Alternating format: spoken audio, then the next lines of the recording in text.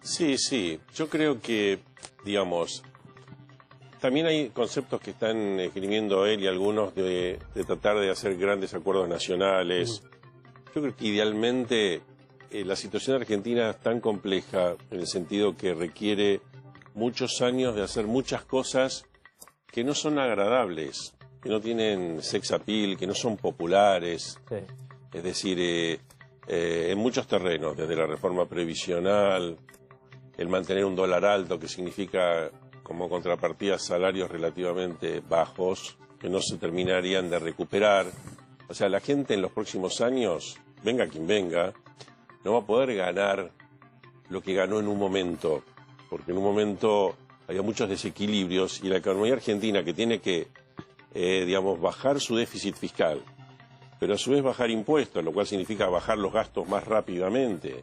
Eso significa reformas previsionales, que se hace bien con el empleo público, que sabemos que está sumamente redundante, y otras cuestiones. Entonces, la agenda argentina, para realmente no estar vulnerable a los vaivenes externos y empezar en un momento a crecer más sólidamente, la verdad que requeriría un esfuerzo conjunto que todos lo banquen, porque no es un laburo agradable, Sí. es una cosa que es bastante sacrificada.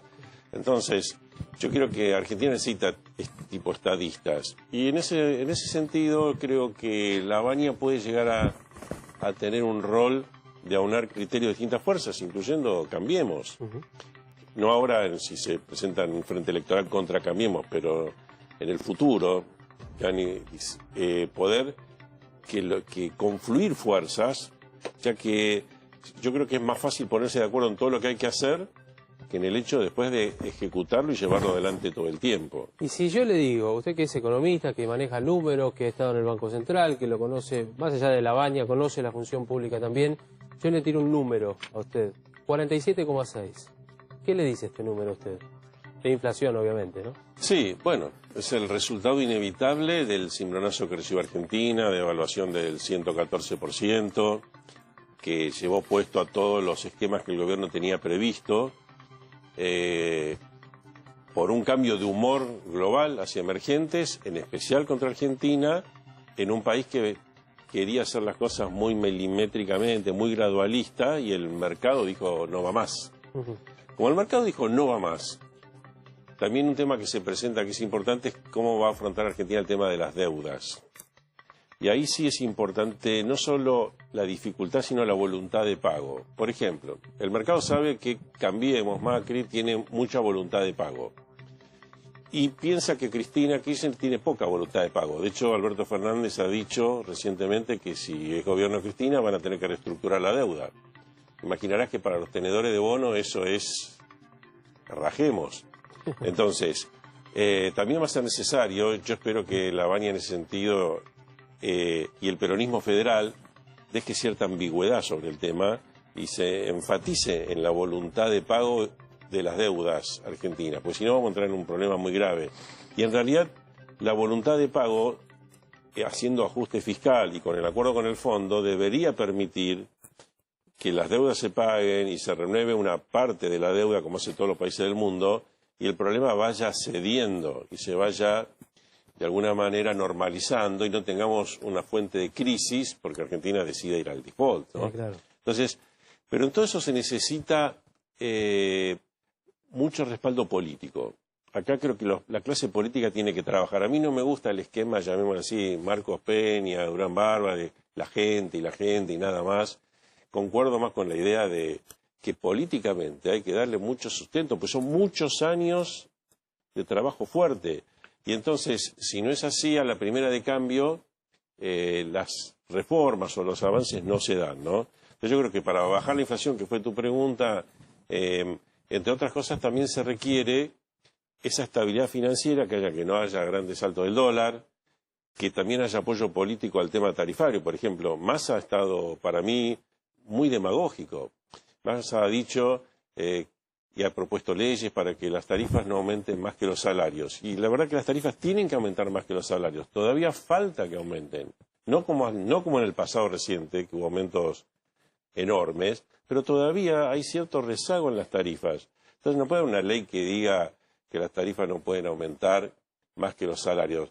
Pero claro, pasa una cosa, que cuando en estas cuestiones la oposición no forma parte de un acuerdo para ir adelante, hay incentivos para oponerse oportunísticamente a muchas cosas. Y así las cosas terminan de salir mal, no salen, se postergan, los avances parlamentarios son lentos y al final hay decepción con el gobierno. Entonces yo creo que habría que pensar, a mi juicio, para el bien de la economía, que significa el bien de los ciudadanos de todos los días y que pueda bajar la inflación, etcétera, más trabajo de consenso político, porque nos queda un camino muy arduo por delante. Hugo, ¿ibas a preguntar? Sí, no, le iba a preguntar, todos avisoran un primer trimestre, un segundo trimestre de mejora para este año. Usted como analista económico, ¿cree que eso es posible o espera un año tan dificultoso como el anterior? No, el año 2018 fue un año muy malo, con un súbito cimbronazo que hizo caer toda la actividad, se desplomó. Este año ya arranca mejor, en el sentido que ya hay un valle más sólido de actividad que viene en caída, y es probable que ahora de acá en adelante uno puede esperar, después de muchos meses de caída del salario real, que el salario empate o le gane un poquito a la inflación. Eso va a estabilizar o mejorar un poco el consumo. Y también se espera que la cosecha, que fue buena de trigo ya en diciembre, la cosecha gruesa empiece a traccionar ya desde marzo, abril, mayo, y ayude a este primer semestre. Ahora, podemos tener un año no recesivo, que por ahí la economía puede crecer 0,5, 1%, es muy poco, y se podría todo eso entorpecer si hubiera una incertidumbre financiera tal, preelectoral, que volviéramos a tener el dólar, yendo al techo de esa banda de intervención y una situación complicada. Entonces, este año lo que tenemos de particular, además que es una recuperación lenta, es el riesgo electoral. Si el riesgo electoral se disipara, porque por ejemplo, vamos a ponerlo así, que Cambiemos que hubiera asegurado el triunfo, o que la lucha fuera entre Cambiemos versus Lavagna, y ahí el mercado se quedaría mucho más tranquilo y uno podría decir el año va a ser más tranquilo y seguro que va a ser mejor que el 2018. El 2018 realmente fue un año malo y es muy difícil que la cosa continúe así mal, ¿no? El tema es que la recuperación luce lenta. No es una recuperación vigorosa como otras veces en Argentina. Son recuperaciones lentas. Y por ahí, si la cosa va bien en 2019, en 2020 se crecerá el 3%, no el 8%. Entonces, todo eso crea un malestar social, o una sensación, que las cosas nunca terminan de mejorar mucho. Y la verdad es que cuando vos tenés que hacer muchos esfuerzos y tenés que pasar de un déficit de 7 puntos del PBI, como tuvimos al comienzo de este gobierno, a un superávit de 2 o 3 puntos, el esfuerzo es tan grande todo el tiempo que son ese tipo de cosas que nuevamente requieren templanza y capacidad de liderazgo, ¿no? Y por último, Hugo le preguntaba respecto de primer trimestre, segundo trimestre y demás. ¿Cuándo la gente, nosotros, vamos a empezar a ver algo en lo cotidiano, en lo nuestro, en el bolsillo, en casa y demás? Porque en la macro, obviamente, el gobierno puede contar algunos detalles, crecimos en esto, el PBI y demás, pero la gente en la calle, su PBI está menos 6, digamos. ¿Cuándo podremos empezar a ver algo y decir, bueno, a ver, reactivo mi economía, la de mi casa? Sí. Primero, todavía hay que alejar los coletazos de la crisis que vivimos. Sí. Es que la gente sienta que ya no hay más crisis por delante, que ya no hay, si hay elecciones puede haber dolarización y después el nuevo gobierno acaso querrá ir al default. Esas cosas hay que sacarlas del panorama.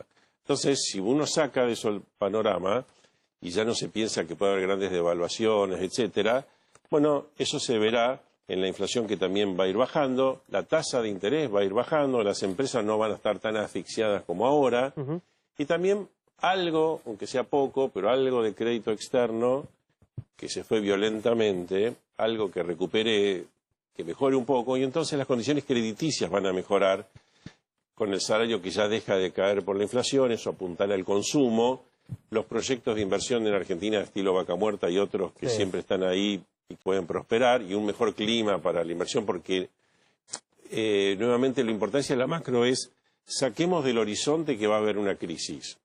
Entonces, si vamos trabajando en esa dirección y empezamos a decir, che, crisis ya no hay, bueno, la vida cotidiana empieza a ser todo más respirable, como si fuera que uno está en estado de guerra o no está en estado de guerra. Y ahí los proyectos individuales o la vida individual va a ser mucho más tranquila y no va a haber los miedos que todavía persisten hoy, ¿no? Bien. Gabriel Rubinstein, gracias por haber venido aquí. Gracias a ustedes. Gracias por acompañarnos y charlar un poquito de estos temas. Gracias a ustedes. Gracias.